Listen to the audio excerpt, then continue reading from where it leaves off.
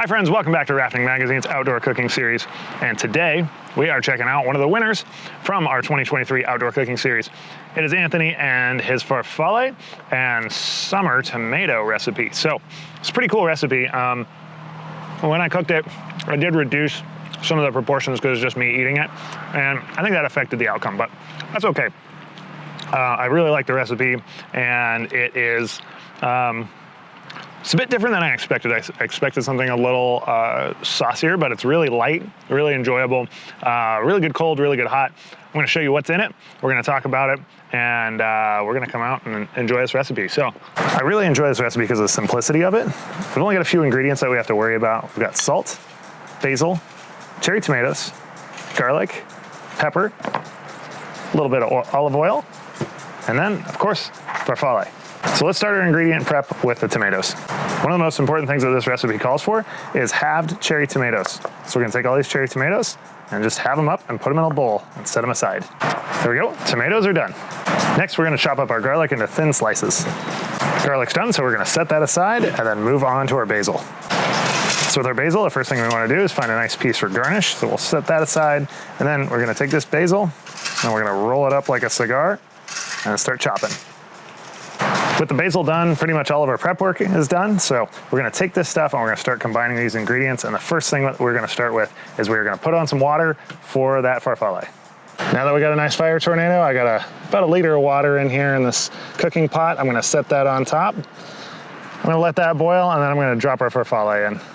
To get the sauce going, the first thing I'm gonna do is I'm gonna put all of our olive oil inside the pan. And then I'm gonna take some garlic, and all that nice garlic I chopped up, I'm gonna drop that into the pan with the oil.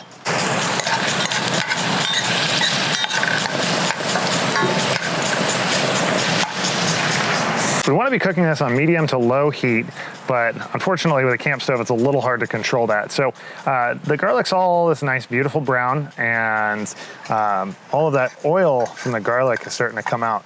So what we wanna do is we wanna take these tomatoes, we're gonna drop them in.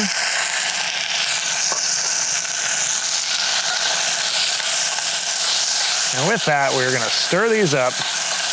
You can hear that nice, beautiful hiss. We're gonna stir this up, make sure all the tomatoes are coated in both the oil and in that garlic oil as well. So we're gonna turn the heat down. We're gonna let this simmer a little bit later on, but for now, what we wanna do is we wanna really cook those tomatoes. So I'm gonna turn the heat up just a little bit.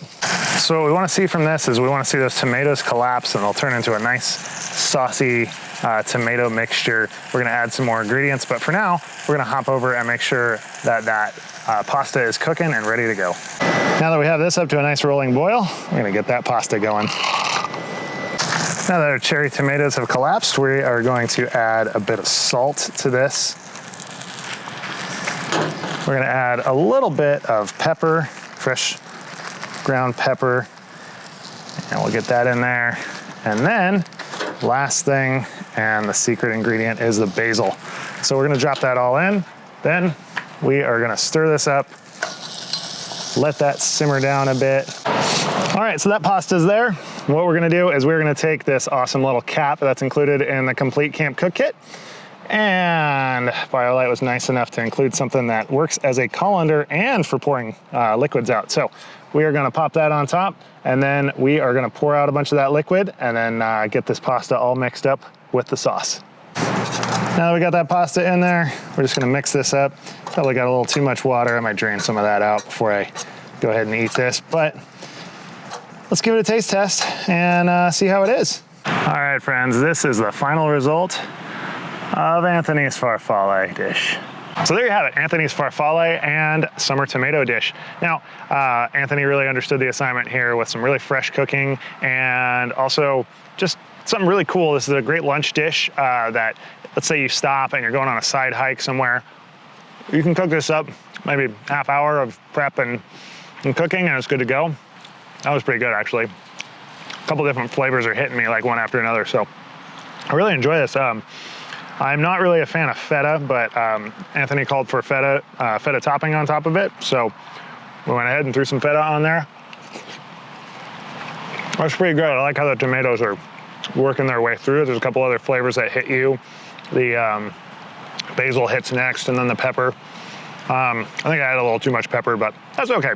You know, more flavor is better. So if you have questions about this recipe, you can always drop those below. Again, simple recipe, really easy to make. You can always make it the day before.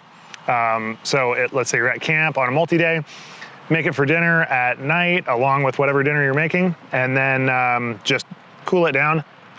One of the ways you can do that is you can put some ice with the pasta and just cool that pasta down, and then let the sauce cool down as well after you mix it all together. Store it in the cooler, pack it in some ice, you'll be good to go. But if you have questions about this, drop those below.